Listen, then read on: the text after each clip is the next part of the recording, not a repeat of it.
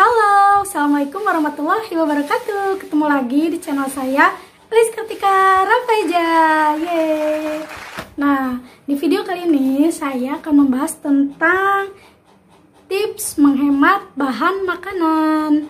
Nah, bahan makanan ini dengan bermodalkan 150.000 kita bisa menghemat selama 1 minggu. Gimana caranya ya? Ada yang mau tahu? Oke, stay tune terus di sini. Tapi saya minta subscribe-nya dulu ya. Klik subscribe di bawah ini dan aktifkan tombol lonceng notifikasinya. Terima kasih. Alat pencukur jembut.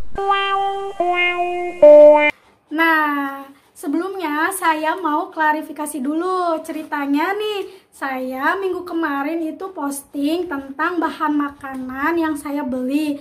Nah, waktu itu saya memfoto bahan makanan yang sudah saya beli dan yang baru saya beli. Nah, waktu itu postingan saya bilang, saya hari ini membeli kurang dari 100.000 gitu. Nah, ada yang komen nih, loh segitu 100.000 mbak.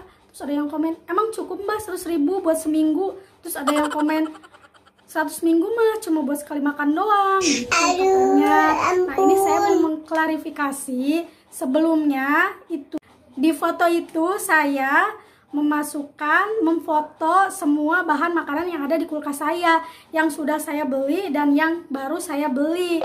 Nah, nanti saya akan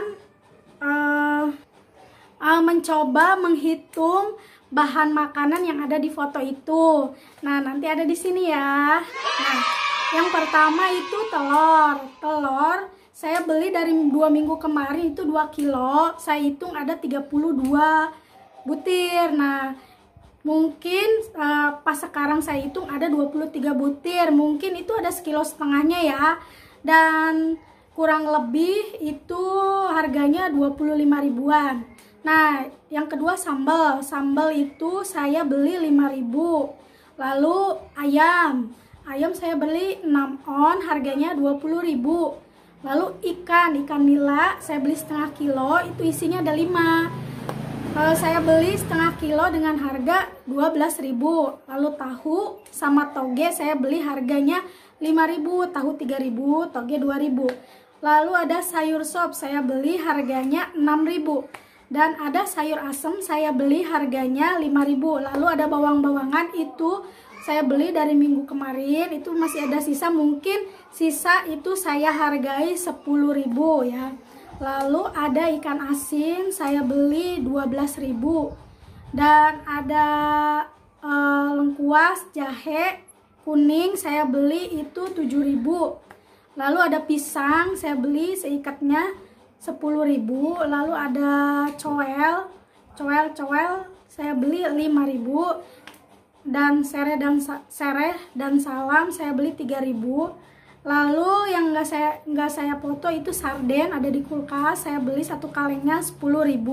Nah, totalnya semua belanjaan saya itu 152.000, kurang lebih 150.000 ya mams.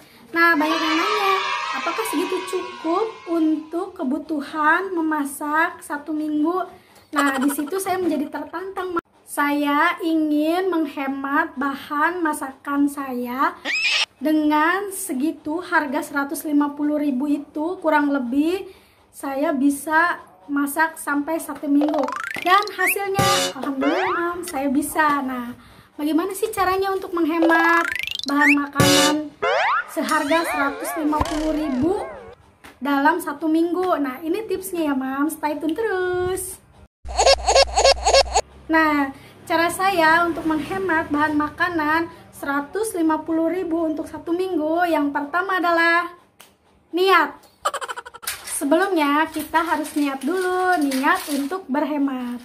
Niatnya di dalam hati, kalau nggak niat ya nggak bisa berhemat ya. Nah, saya termotivasi sama baginda besar kita Rasulullah. Rasulullah aja untuk berwudu menggunakan 1 gelas air ya mam. Itu karena beliau ingin berhemat. Nah, kita kalau berwudu aja menggunakan 1 ember ya kan. Nah, percayalah kalau berhemat itu bukan karena pelit, tapi bisa jadi karena nggak ada duit ya Mams. Nah, untuk menu yang pertamanya itu adalah 3 ikan nila saya goreng, sayur asam, tahu, ikan asin, dan coel sambal. Itu untuk 1 kali makan ya Mams, untuk saya, suami, dan anak saya. Di sini ada gambarnya. Lalu yang kedua itu ada sayur capcay toge. Itu juga untuk 1 kali makan. Ada ayam bakar bumbunya, itu 3 biji. Maksudnya 3 potong. Lalu ada sambal dan coel juga. Nah, untuk menu yang ketiga saya bikin telur balado 3 buah. Lalu orak-arik wortel sama buncis dikasih tahu.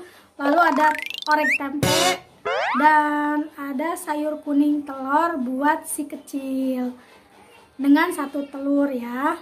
Nah, menu yang keempat itu ada sayur asam lagi nih Mams, telur dadar, lalu ikan asin pakai sambal, lalu ada tempe tahu. Nah, untuk sorenya saya menggoreng lagi 2 ikan nila tadi Mams untuk dimakan sore harinya.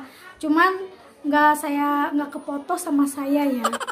Nah, untuk menu kelima yaitu saya punya sarden, lalu sayur toge, wortel sama tahu, lalu gorengan, ada tempe, tepung sama bala-bala, lalu ada sambal Mams.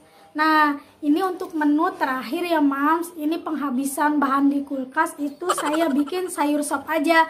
Nah, sayur sopnya di dalamnya ada potongan daging ayam. Ya lengkap lah ya, sayur sop ada prohe, ada prona gitu. Ada sayuran juga. Nah, itu untuk 1 kali makan saya hidangkan bersama kerupuk juga. Next, yang kedua itu hitung masak untuk berapa orang dan usahain nggak ada yang kebuang ya Mams. Nah, di keluarga saya terdiri dari 4 orang, 2 orang dewasa, saya dan suami, dan 2 anak kecil, anak-anak saya. Nah, kebetulan nih Mams, suami saya kan kalau siang itu kerja, jadi saya masaknya untuk sekali makan suami saya dan 2 kali makan saya dan anak-anak. Nah, kebetulan juga anak-anak tuh susah sekali makannya.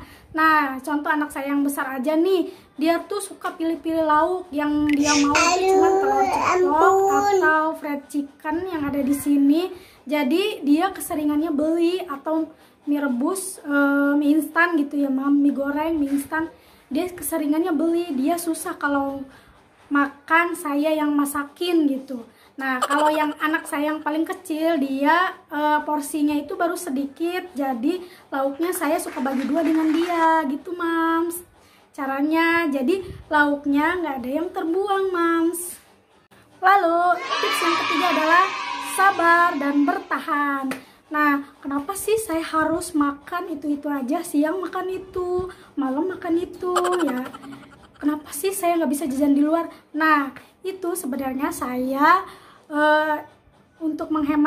bisa untuk menghemat bahan makanan. Dan kalau untuk jajan saya niat, tapi saya masih belum bisa. Soalnya kalau ada yang tukang dagang lewat rumah, saya berhentiin, model saya beli gorengan, lalu anak-anak saya pergi ke warung, anak-anak saya beli es krim, saya pengen jajan seblak dan lain-lain. Itu sih saya masih belum bisa ya Mams. Ya namanya juga belajar kan, kalau masalah jajan-jajan gitu nggak apa-apa lah kalau sedikit-sedikit ya kan. Nah, untuk makan sih emang saya siang makan itu, sorenya juga makan itu. Nah, kalau untuk pas suami saya sisain, dia makan itu gitu. Nah, untuk masaknya kalau pagi saya sering sarapan ya, karena tukang jualan sarapannya ada di depan rumah. Jadi kalau pagi saya sering sarapan. Nah, untuk masaknya itu saya seringnya jam 10 sampai jam 12 siang. Waktu makan siang. Jadi ketika pas suami datang sore, makanan nggak basi gitu. Nah, begitu. Nah, alhamdulillah sih Mam, Pak Su ini nggak rewel makannya, dia apapun yang dimasak dimakan gitu ya, alhamdulillahnya itu.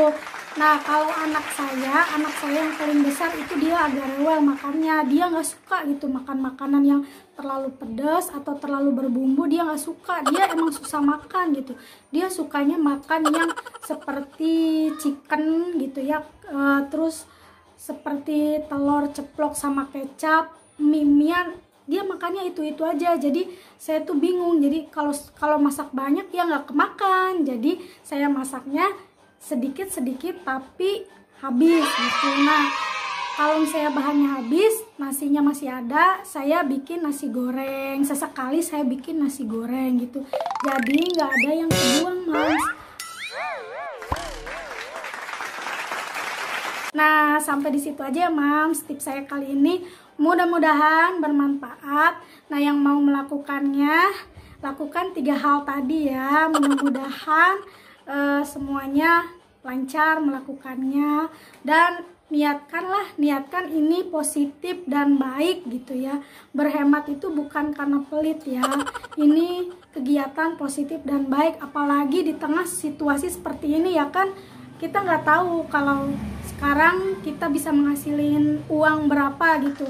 Soalnya kan sekarang lagi ada virus corona, yang kerja juga susah, yang dagang juga susah ya kan. Jadi kita harus pintar-pintar berhemat ya kan Mams. Nah semoga bermanfaat. Terima kasih. Wassalamualaikum warahmatullahi wabarakatuh. Jangan lupa subscribe ya. Dadah.